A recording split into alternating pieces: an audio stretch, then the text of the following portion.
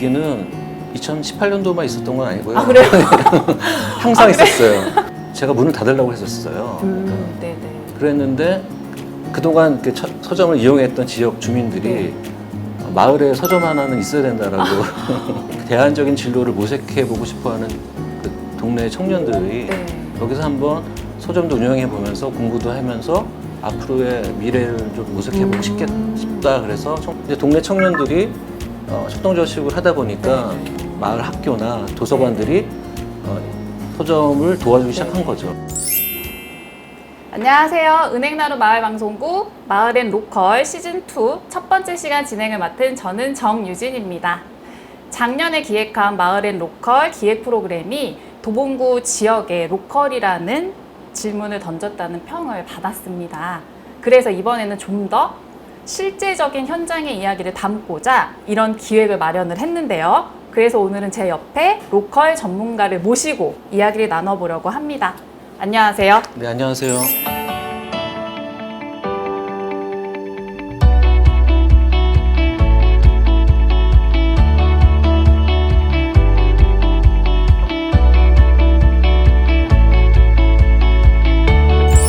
그래서 우선은 저희 로컬 그라운드 편집장이신 박 의원님을 모시고 이제 저희 로컬에 대한 실제적인 현장 이야기, 좀 생생한 이야기 들어보고자 하는데요. 근데 제가 처음에 우리나라에서 처음으로 커피 인문학이라는 이 커피에 대한 다양한 이야기를 담아서 커피는 원래 쓰다 라는 이런 책도 직접 쓰셨다고 해요.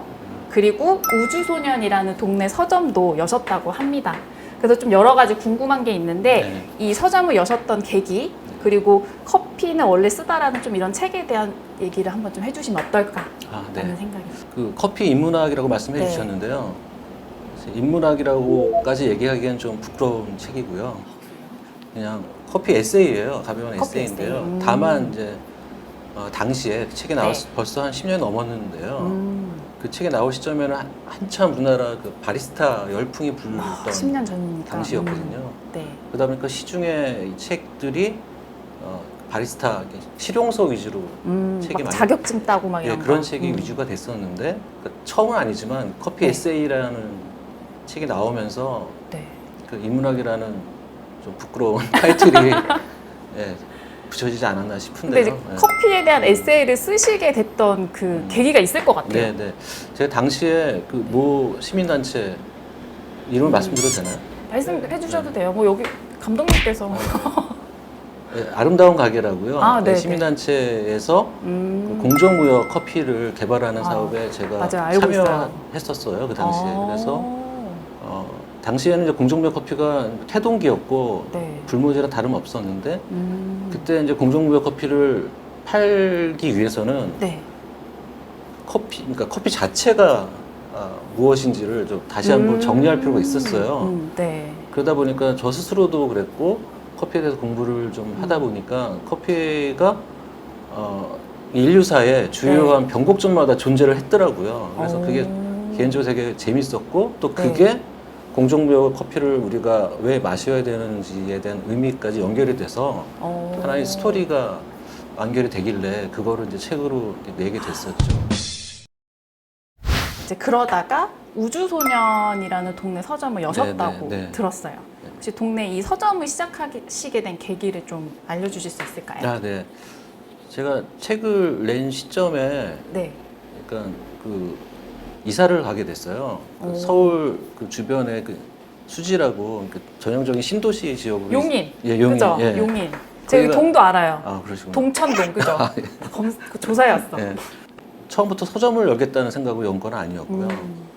그냥 지역에 원래 그 지역 커뮤니티가 좀 이미 활동이 활발했던 지역이에요. 그 동네 그쪽이요? 마을 커뮤니티가 도봉구 여기처럼요. 그래서 그 커뮤니티에서 제가 어떤 일을 해보고 싶다라고 생각을 했었고, 그리고 고민하다가 일단은 그 문화, 책을 중심으로 하는 어떤 커뮤니티 플랫폼을 좀 만들고 싶다라는 생각을 했고요. 그래서 처음에는 독서 모임을 하거나 아니면 소규모 강좌를 할 수 있는 공간을 만들었는데 2015년도쯤에 도서정가제가 실시가 된 거예요.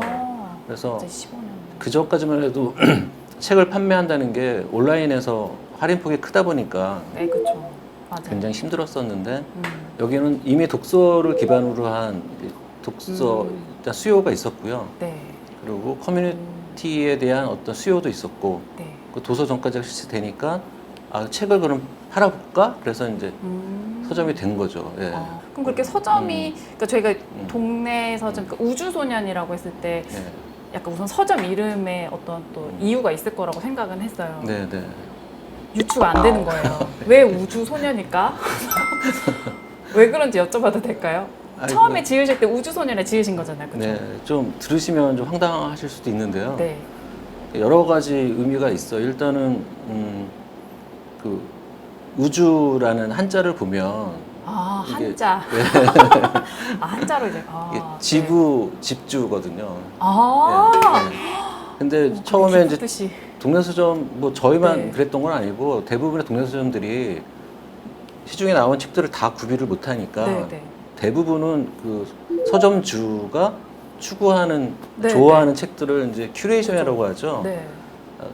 우주소녀는 이제 문화 기반, 그래서 이제 건축이나 영화나 네. 아니면 소설 뭐 그런 기반으로 시작을 했었어요. 그래서 저 개인적으로 건축을 되게 좋아해서 아, 그래?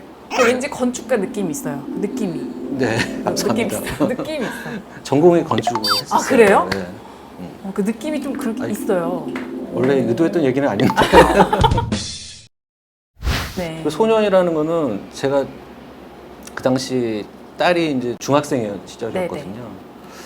근데 어느 날 저는 딸하고 이렇게 교류를 많이 해왔다고 생각을 했었는데 네. 어느 날 중학생이었던 딸이 네.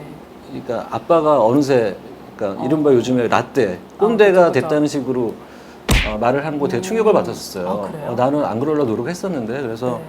안 되겠다. 그러니까 소년성을 다시 되찾아야겠다. 라떼는 마리아에서 소년으로. 아, 네. 그리고 한편으로 보니까 소년이라는 말이 네. 단순히 나이가 어린 사람이 소년이잖아요. 아, 그렇죠. 근데 이상하게 한국에서는 소년과 소녀를 구분해서 네, 구분짓더라고요. 네. 그러니까 소녀라는 말에만 그 젠더 의미가 그쵸. 들어있고 소년에는 사실 젠더 음. 없거든요. 없는 네. 단어인데 이거를 남성들이 네, 네. 혼자 독점하는 게 이거 아니다. 그래서 그 남자고 남성이고 여성임을 떠나서 그 소년성이라는 거를 좀 회복했으면 좋겠다. 이 공간에서 한 번쯤은 그런 쓸데없는 얘기가 담겨 있는 말이고. 아니 근데 그래도 이 동네에서 그런 느낌 우주소년이란 어떤 이런 그런 것도 있죠.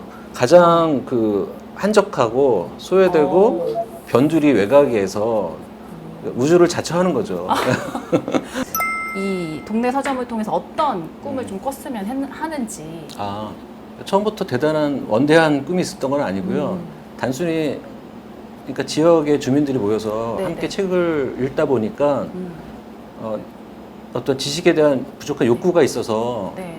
배우고 싶은데 더 깊이 공부하려면 뭐 서울에 올라가거나 그랬어야 됐었어요. 그래서 그렇죠. 그렇다면 선생님을 이쪽에 초대해서 우리가 그 강좌를 만들어 보자. 그렇게까지 됐었고 그러다 보니까 다양한 강좌가 이루어졌는데요.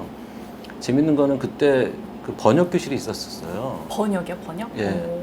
그러니까 퇴직을 앞둔 이제 중장년층들이 네. 젊었을 때는 한번 해보고 싶었던 것들을 네, 네. 살아오느라 못하다가 네. 이제는 이제 지역에서 같이 공부를 하면서 뭐 번역가로의 인생을 할 수도 있는 거죠. 뭐 대단한 뭐 번역가로 성공을 하거나 뭐 돈을 버는 걸 떠나서 그렇죠. 또 이런 기회들이 또 있어요. 그래서 실제로 그분들이 지금 번역서를 2권이나 냈죠. 그래요? 예, 내게 됐었고 그리고 또 하나는 많은 강좌가 이루어지다 보니까 그냥 강좌를 소비하고 끝나버리는 거예요. 그게 네, 너무 네. 아까웠고 그래서 공부했던 거를 어떤 아카이브를 해서 출판을 연결시키면 또 좋겠다는 생각을 해서 서점이 이제 출판까지 이제 추가가 되면서 네, 네. 됐는데 결론부터 말씀드리면 저는 현재 서점 운영은 이제 하질 않고요. 네. 출판 관련된 네, 건 네. 맡고 있고 네. 서점 자체의 운영은 이제 그 지역의 청년들이 오, 협동조합식으로 이제 네. 꾸리는 체계로 이제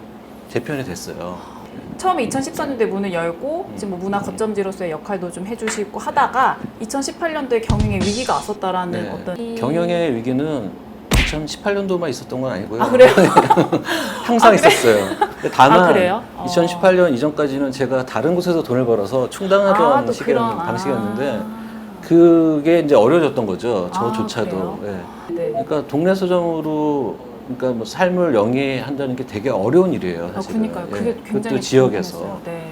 아마 많은 동네 서점들이 그걸 여전히 고민하고 계실 텐데요. 네네. 그래서 제가 문을 닫으려고 했었어요. 그러니까 네네. 그랬는데 그동안 그 서점을 이용했던 지역 주민들이 네. 마을에 서점 하나는 있어야 된다라고 굉장히 먼저 저한테 제안을 해주신 거죠. 이거를 동천동에 한 획을 그으셨네. 십시일반에서 네. 서점을 운영하고 오. 운영은 이제 그 대학을 진학하지 않은 네, 네. 대안적인 진로를 모색해 보고 싶어하는 그 동네 청년들이 네. 여기서 한번 서점도 운영해 보면서 공부도 하면서 앞으로의 미래를 좀 모색해 보고 싶다 그래서 청년들을 이제 꾸려서요. 동네 그 어른들이 지원을 해준 거죠, 아이들을. 그래서 지금은 다행히 뭐 5명이 다 좋은 각자 네. 5명의 인건비를 받을 수준은 안 되지만 네, 그래도 네. 임대료 내고 네. 어느 정도 꾸려갈 수 있는 정도는 되나 보더라고요. 그리고 더 좋았던 거는 네. 제가 혼자 개인을 할 때는 네. 아무리 의미나 취지가 좋더라도 객관적으로 볼 때는 한 개인이 사업장일 수밖에 없었는데 아무리 네, 커뮤니티를 네, 네. 제가 주창한다 하더라도 그죠. 이제 동네 청년들이 협동조합식으로 하다 보니까 네, 네. 거기에 대한 부담이 좀 사라진 거예요. 그러니까 마을 학교나 도서관들이 서점을 도와주기 시작한 네, 거죠. 그러니까 그러니까 마을 학교에서 책을 살 때도 여기서 구매를 하고 네, 네. 지역의 도서관들도 책을 살 때 이 네. 서점을 통해서 하게 되고 그러니까 청년들이 더 신이 나서 이제 일을 할 수가 있는 거죠. 인터뷰 거기 청년분들 인터뷰 보니까 이 서점이 굉장히 자기네들 큰 힘이 된다고 하더라고요. 맞습니다. 그래서 보면서 이걸 만드신 분을 내가 오늘 만나는구나. 근데 알고 보면 대단한 건 아니고요. 이런 서점이 지금 네. 전국에 굉장히 많이 생겼고 또 그런 네, 역할을 네. 하고 있으니까요. 네, 사실 저희 동네에도 이런 서점들이 있는데 지금이야 이제 주변의 주민들이 너무 좋아서 이용을 하고 이 커뮤니티에 대한 매력도 느끼고 하지만 사실 실질적으로 굉장히 어려워하는 부분들이 있다고 하더라고요. 네, 이걸 네. 앞으로 어떻게 꾸려갈 수 있을까? 네. 혹시 그런 운영의 한계를 좀 아신다면 네. 좀 알려주시면 좋을 것 같아요. 그 운영의 한계는 두 가지 측면에서 얘기할 수가 있는데요. 네. 첫 번째 측면은 일단 책 시장 자체가 많이 축소되는 경향을 네. 갖고 있잖아요. 그 물리적인 책 말고도 네. 지금 뭐 온라인의 콘텐츠가 네. 많이 많아지니까 맞아요. 이쪽으로 소비할 시간이 사라진 거죠. 그러니까 책 시장 자체가 줄어들고 있는 거. 네. 두 번째는 독서 인구가 이제 줄어들고 있는 거. 맞물려서요.